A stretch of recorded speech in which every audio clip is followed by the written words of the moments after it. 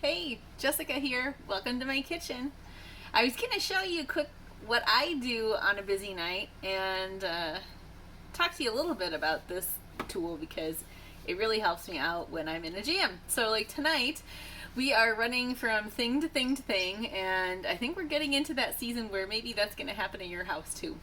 And what I like to do on a busy night is make some super nachos. So I'll lay out my super nacho. I take the nacho chips, spread them out on a pan, and I get a can of refried beans and spread little blops on there, and I do salsa on half of it and no salsa on the other half for the kids, and then I have some fresh cheese. Now there's nothing that melts better than actually like real grated fresh cheese that you do it yourself, because the stuff that you get at the store, it's covered in sawdust and it just doesn't, it's not as cheesy, it's not as tasty, right? And you can actually save money by doing it in bulk too. So I usually don't like to put in more than about 8 ounces for a small block. If you have a larger block, I recommend doing 2 batches because it's too much. If you get more than 8 ounces, it doesn't work as well.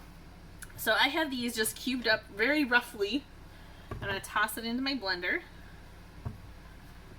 and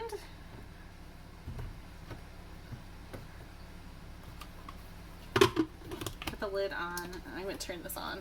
You didn't turn it on yet, so the switch on the side is your on-off switch, so you can leave it plugged in and you can turn it off while it's sitting on your counter. What I'm going to do is turn it past the custom blend. Now I'll show you, there's different settings. 1 is really slow, you can go all the way up to 9. 9 is like what you would use to completely puree everything.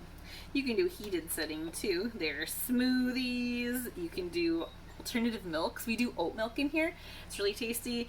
I do peanut butter. I like to do homemade peanut butter because it doesn't have extra oil in it. You can actually do it with just your peanuts, and that's all you need.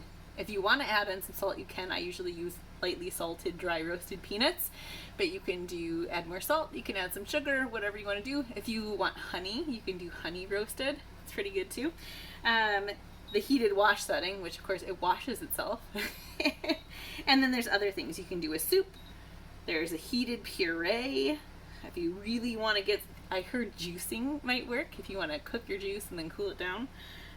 You can do homemade jam and even sauce. Like the sauce setting, you can make nacho cheese in here. It's like up in your game. But today we're doing easy nachos. Like I said, it's a busy night. So I'm going to turn it back to our custom blend. Here's the custom heat if you needed to keep it warm. We do not here. And I'm going to turn it about to 5 or whatever. I'm going to hit the pulse too. You wouldn't have to set that part. You can just hit the pulse button too. So just like any good blender, you can turn it on and have a go, or you can just do the pulse setting. Here we go.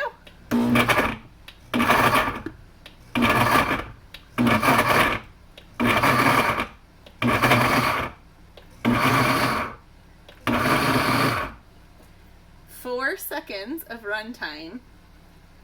Let me show you this. Now it's not a shred. It's not a beautiful shred, but they are perfectly chunked. Oh, my oven's ready. Anyway, perfectly chunked little pieces of cheese that I can use and spread all over my nachos, and it will melt beautifully. Now, you can up your game and be even more ready than what I am tonight, and you can actually do batches of this and then put them into freezer bags, and you can freeze them or you can keep them in your fridge so it's all ready to go. You only have to dirty your blender 1 time and just do a few batches here and there. You know you're going to have 2 cups in here. If you do 8 ounces of cheese, that's 2 cups, okay? You don't even have to measure it. You can write right on your baggie. Keep it for later. It's really nice and handy that way, and you're going to save money by buying in bulk.